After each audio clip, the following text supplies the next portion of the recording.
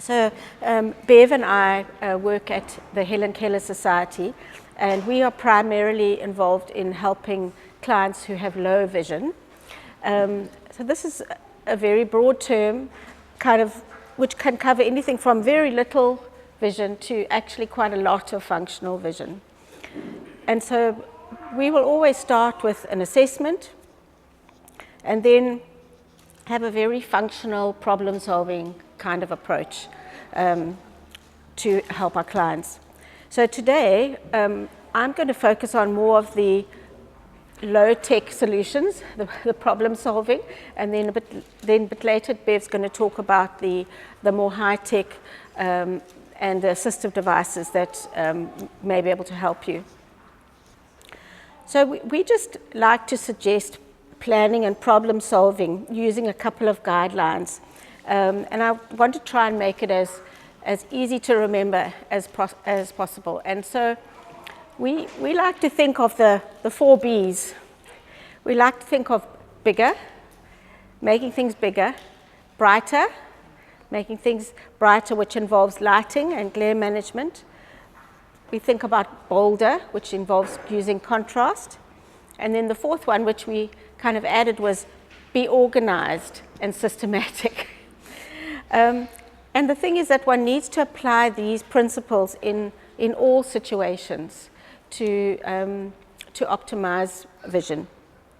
So just starting with brighter, most people with low vision need more light. Not everyone, but most.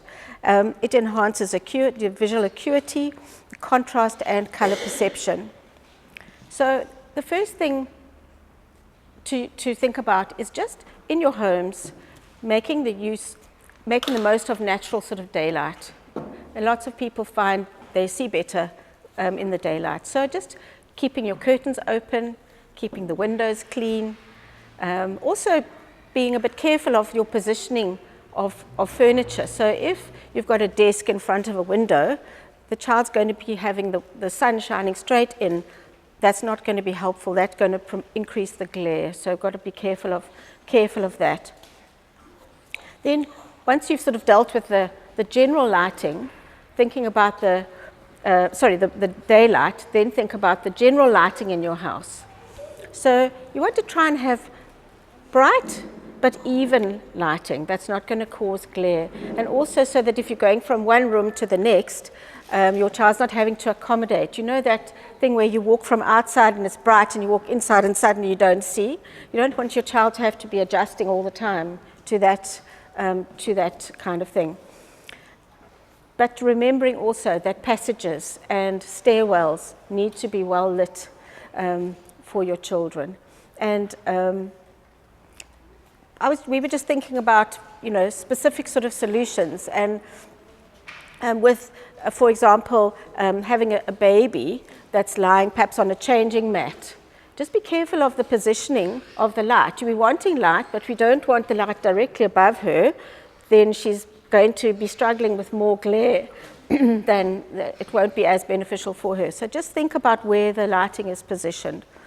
But probably the most important thing is task lighting. So we've sort of sorted out the natural light, the general light, but then any task, you'll need more lighting. So if we think about if we think about just sitting at a table or at a desk, and let's now say we're thinking about a preschooler that's wanting to try and do some coloring in. You want to have a light that you can bring very close to the page, and it should have a shade so that it doesn't shine into the child's eyes. So you're wanting to be able to, we like the angle poise lamps, because then you can, even those little study lamps, that you can bring the light down low so it shines right onto the page, doesn't shine into the child's eyes. And then we usually recommend a white LED globe, because the white improves the contrast. So particularly if they're reading, the black will pop out. They'll see that more easily. But one does obviously need to think about what the task is. So for example, if it's something where the child is needing both hands to play, you might find you use a headlamp, because then that's shining onto their area in front of them, and then they can use their hands. Or if you're trying to get them independent with going to find their clothes in the cupboard, you might use one of those little touch lamps. I don't know if you know those little touch lamps.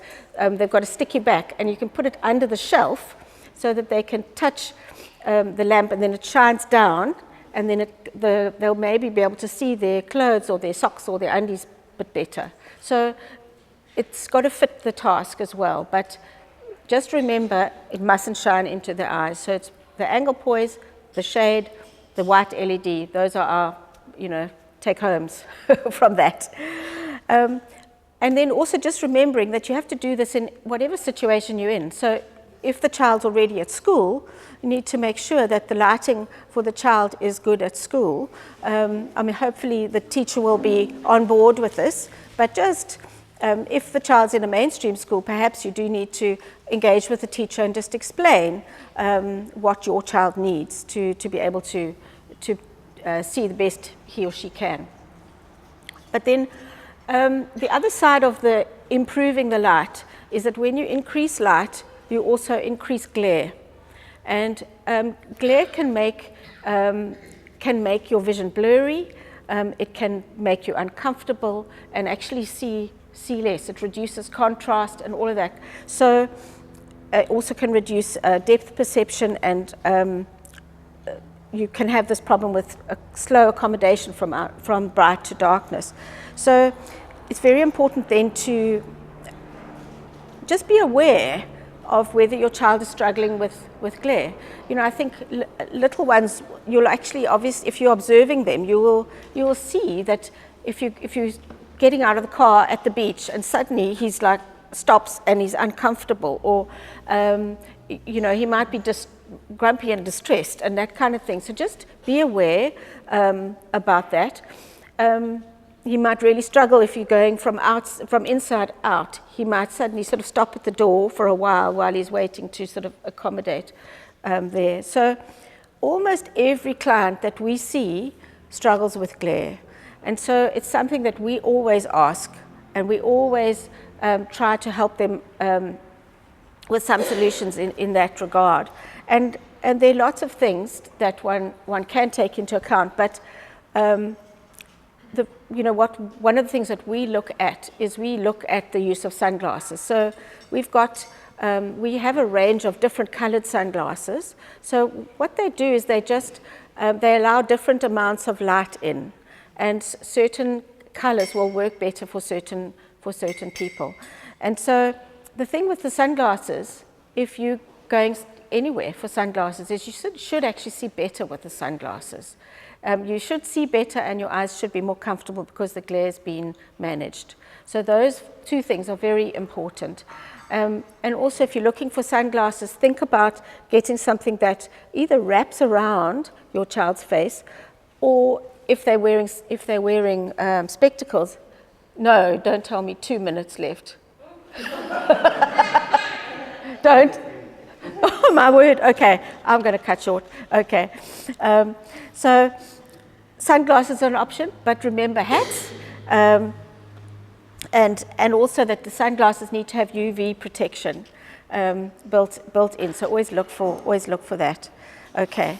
So now, having dealt with the brighter, we're going to look at bigger. So just very important, come closer to make things bigger.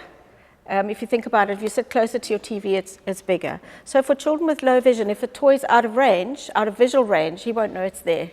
So just remembering that. Let them bring the book closer to their faces. Sit closer to the TV. Also make sure that the TV is more at eye level. If it's up, it's more difficult for them. As a family, you can look for the audio description. If you're watching a movie, then your child can also listen to what's happening on the screen, just as a thought. So you either come closer to make it bigger, or you're enlarging. So you having books with bigger pictures and print, you're making things bigger, everything. Your wall clock, your star chart, everything is bigger. At this stage, magnifiers may or may not be appropriate. It's worth investigating whether magnifiers would be useful for your child at this stage. And personally, I just think it's worth doing. We had a little boy the other day, and we were trying out a magnifier, and there was a butterfly on the ground outside, and he'd never seen a butterfly, and he was so excited because suddenly he could see this butterfly. So you're wanting to encourage that. Quickly, use of contrast, which I'm sure a lot of you have already encountered. Oh, sorry, just to come back to the bigger. Even if your child's not using a magnifier, your cell phones and your tablets have got magnifiers built in. And Bev will talk more about that, but use what you've got. So she'll cover that. Thanks, Bev. Give me time. And then just in terms of contrasts, think about it in your house. If your walls and your floor are all the same color or light gray and white, child won't know where the edge of the room is. And for navigation purposes, having the contrast is very helpful. If you've got a dark chair on the floor, a dark table on the floor, your child might bump into it because they don't see that if the carpet's dark. So put a cloth over the top and he'll see that. Things like patterned carpets, very difficult to see an object in front of that. And then just practical stuff. If your child has got a baby cup, I'm now cutting it. If your child has got a little tippy cup, none of the pastels are good. Have a nice bright one that they're going to possibly be able to see. And when they're sitting at the table, have a bright colored table mat, say a red table mat, and then the white plate you'll be able to see it. And there's a whole, there are books written about this stuff, but just use, make sure that your child can see his toothbrush. We all have these beautiful white bathrooms. You'd get lost, if you've got low vision, you get lost in a white bathroom. So you need colored mats to show where the loo is and have colored cups with a toothbrush in it or colored toothbrush so that the child can potentially be able to see their own things. I'm not going to go into too much, but I'd love to talk to anybody afterwards who would like to do it. Just the last thing is teaching your child to be organized and having systems. So marking things. We've got lots of bits and pieces in our setup in the back room. We can talk more about marking there, how to mark things so that your child can find their way around. But